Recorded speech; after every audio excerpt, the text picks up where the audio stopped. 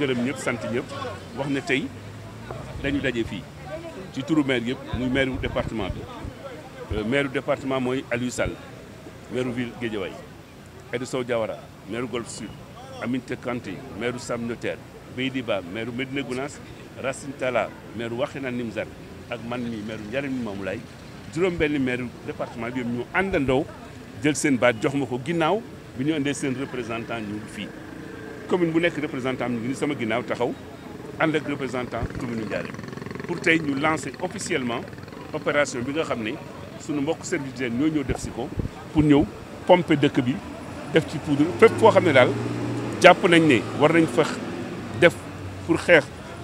mbas mi ci biir département bi moo tax ñoom ñu ñëw ànd ak seen équipe yi pour dem defi ko donc opération bi lañ doon lancé mais gërëm leen nag ci turu maire yëpp parce que maire yi mooy population yi parce que li ñu def c'est vrai que combat bi combat national la mais ku ci nekk dafa am loo ci war a def mais ñoom ni ñu ko taxawee ak engagement bi ñu jël ak seen volonté di ko defee nii vraiment kooku ñun dalal na xel yu bare te wax naa léegi ne maa ngi gërëm ki nga xam ne mooy commandant Diallo bi nekk fii parce que commandant Diallo ñun ñoo dëkk ak moom nekk ak moom ci Guédiawaye mu nekk fii ci hôpital Baudouin mais tous les kuy kilifa xam nga ne nit la koo xam ne ku sawar la kuy bokk ci population bi rek askan wi rek sax xam nga ne boo amee yitte lu jëm ci service d'hygiène boo demee fii ci Baudouin da nga leen fay fekk li ngay laaj ñu wax la ko teg la ci yoon gunge la ba vraiment lépp la tax a jóg nga def ko kon dañ koy gërëm ci kanamu kilifaam yi parce que fii ñu taxaw nii kilifa région bi muy taxaw nii ànd ak seen mbokk kan département bu Dakar di bokk ci direction yi ñoom ñëpp bu ñu taxawee dafay jekk ñun maire yi ci turu maire yëpp ñu wax leen seen taxawaayu collègue bi vraiment ñun suñu xel dal na donc ñu ngi leen gërëm sant leen di leen ñaanal aussi di leen wax ne combat bi ni ngeen ko gàddoo noonu lañ ko gàddoo ndax ñun comme wax naa ne sànq gàddu nañ ko avant muy commencé bañ ko xawee seen rek lañ ko commencé Guédiawaye lu nekk def nañ ko fi maire yi li ñu waroon natt joxe ko ci département bi def nañ ko maire yi bu nekk li nga war a def yaa ngi koy def askan wi sax léegi ñu ngi natt ñoom di jox pour mu delluwaat ci biir askan bi kon ngeen xam ne combat bi en tout cas Guédiawaye am nañ conscience bu leer ne combat ku nekk la parce que ku nekk yow yaay adversaire u sa morom comme xam nañ ne ku nekk adversaire morom nga te ku nekk yaa war a xeex pour que lii ñu am ndam ci mbir mi ku nekk ci Guédiawaye yaa ngi taxaw parce que sensibilisation dal na mais mu ngi continuer te naruñu ko bàyyi kon ñu gërëm leen sant leen vraiment sant président aussi ci mesures yi nga xam ne jël na ko parce que yëpp dafa bokk ci mesures yi nga xam ne président de la République jël na ko pour vraiment xeex mbas mi jël na ko yàgg na ministère de la santé mu ngi taxaw donc lépp loo xam ne décision la bu état jël vraiment ñun ànd nañ ci jàpp nañ ci te fas nañ yéene luñ ci décider rek ñu ànd ko ñoom jàpp ko ci turu askan bi ñuy gërëm ñëpp sant ñëpp di déclarer officiellement fii ci département Guédiawaye ne opération bi lancé nañ ko ñaan yàlla mu defoon ci ndam ñi nga xam ne ñoo koy dox it yàlla barkeel leen sàmm leen aar leen ba fu ñu pompé rek yàlla na barkeel ci réew mi yàlla fi yàlla jëlee mbas mi ba bu ëllëgee ñu nekk ci leneen di wax leneen lu dul lii mën a dellu ci suñuy liggéey suñu xel yi dal vraiment te yàlla mën na ko def dara ci moom mais ku nekk nag na gëm ne yaay faj sa bopp ndax faj sa bopp mooy fagaru rek bu ñëpp fagaroo yàlla mën nañu dimbale ba lu ñuy faje ci lu néew lay doon kon maa ngi koy lancé appel Sénégal gépp ginnaaw Njaaréem ak Guédiawaye gépp na ku nekk xam ne liñ la sant ci ministère de la santé na nga ko def boo ko defee yàlla mën nañu dool dimbale li ci des nag yàllaa ko yor ak suma gaañ yi kon yàlla leen yàlla sàmm kattan na leen wéral leen ba lu ngeen laal mu baax commandant Diallo jërë ngeen jëf ba merci beaucoup Kane jërë ngeen jëf merci. Aujourd'hui pour lancer officiellement au niveau du département de Guédiawaye l'opération de saupoudrage de désinfection initiée par le service national du service d'hygiène. Monsieur le ministre de la Santé a fait le lancement officiel au niveau de Dakar et nous savons qu'ils ont déjà fait Pikine également, Dakar, Pikine et aujourd'hui c'est le tour du département de Guédiawaye. Et la chance que nous avons, c'est que tous les maires, les 6 maires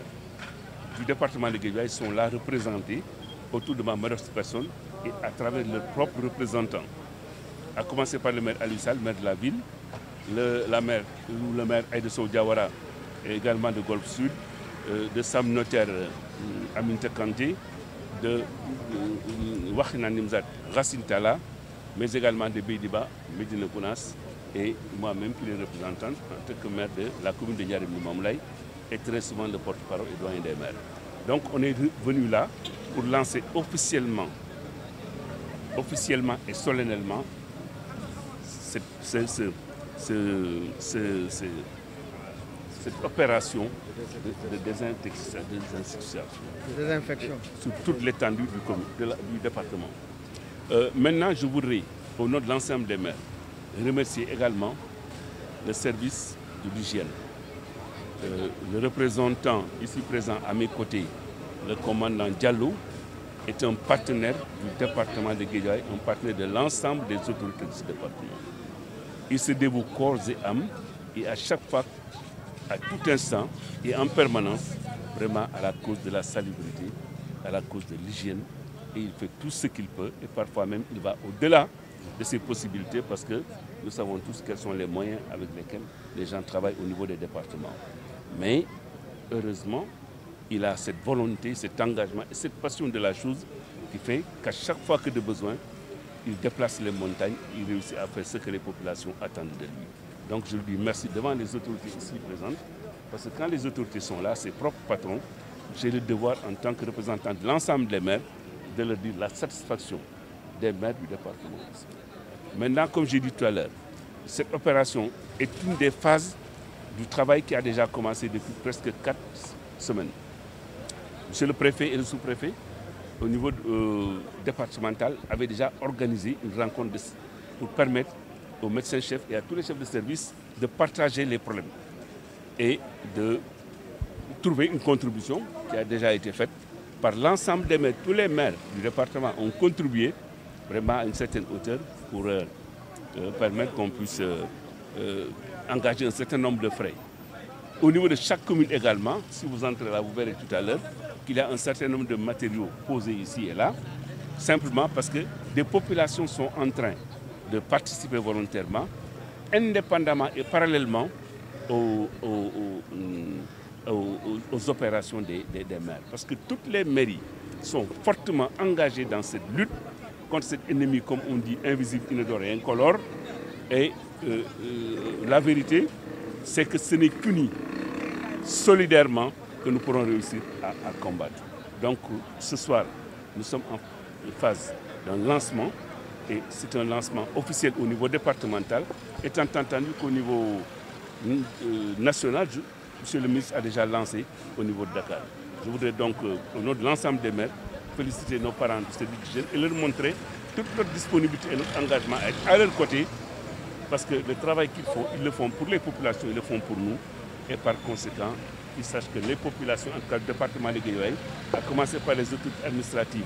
et territoriales et politiques, nous sommes tous derrière vraiment l'équipe qui est là. Donc je voudrais lancer à partir de maintenant cette opération et on va faire le tour du département. Ils vont lancer l'opération, ils le savent, dans toutes les structures officielles, les marchés, les lycées, les écoles, les SEM, les places publiques, etc. Partout où le besoin se fait sentir, les soldats sont là pour tirer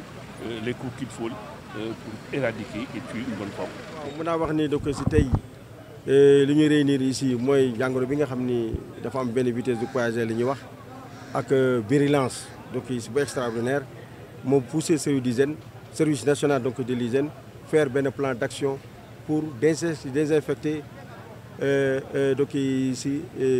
pour faire une désinfection sur l'ensemble donc du territoire. C'est-à-dire que mu ñëw donc vraiment aar nit ñi ci Sénégal gi yëpp moom moo tax tey moo ñu indi fii ci Guédiawaye bu ñu wax nag donc ci Guédiawaye ñu choisir meilleure commune mën naa wax ni c'est pas gratuit dañuy gis da ko taxawaayam ci dëkk bi gis taxawaayam ci service d'hygiène bi parce que yenn saa yi sax damay ñëw ñu ne ma maire bi jaar na fi vraiment agent yi kontaan mu galvaniser leen jox leen dara bon xam nga loolu aussi dafa neex mu ñu maire moo fi jaar tey de xam nga loolu dafay tax agent yi gën a kontaan vraiment loolu ñoo ko ci donc si gërëm loolu tax vraiment ñu poussé ñu parce que xam nañu fii bu ñu ko fi defee rek dinañu donc si réussir moo tax ñu indi fii def fi lancement bi nag mooy que plan d'action bi service national d'hygiène donc si def mooy que ñu désinfecté tey département Guédiawaye bi du ko si yëpp de fond donc tàllaat muy marché yi muy poste de santé yi muy fépp foo xam ne nii rek bopp mën na fa dugg oto mën na fa dugg pour que ñu mën a xeex ak donc ces feebar. matériel bi nag bi ñu utilisé mën nañu wax ne am nañ juróom-ñaari oto juróom-ñaari oto yi ñu ngi ñëw ndànk-ndànk pour ne ñeent yi ñëw nañu te ñeent yi ci ñëw ñëpp am na benn appareil bu ngand buñ ciy teg boo xam ne nii dina def au moins 110 donc ci litres plus maintenant donc sur le produit pour que ànd ak donc ce lancem ak donc pulvérisateur boo xam ne mën a def donc lu bëri. La mairie de Ndiarème Limamoulaye pour que ce lancement. Tout ce que je veux dire, je dis que cette maladie, cette pandémie, vu n'est-ce pas sa vitesse de croisière extraordinaire, vu vraiment donc ici son expansion, vu vraiment la persistance sur les surfaces et donc ici la capacité de mutation du Covid-19, le service national de l'hygiène a élaboré un plan d'action de désintoxication sur tout donc sur le territoire donc national. Y égard le département donc de Guédiawaye aujourd'hui que nous comptons mener une opération de désintoxication sur toute l'étendue du département pour stopper systématiquement cette pandémie du Covid-19. Quels sont les moyens que vous avez mis en œuvre? Les moyens que nous avons mis en œuvre, nous avons actuellement 7 véhicules qu'on doit mettre donc en ébranle et encore 7 donc, appareils de grand débit pour faire donc, le maximum donc, de nous. Aujourd'hui, dans les 24 heures, que ce soit les marchés, que ce soit donc, les postes de santé, que ce soit tous les établissements donc, publics, que nous comptons donc, mener les artères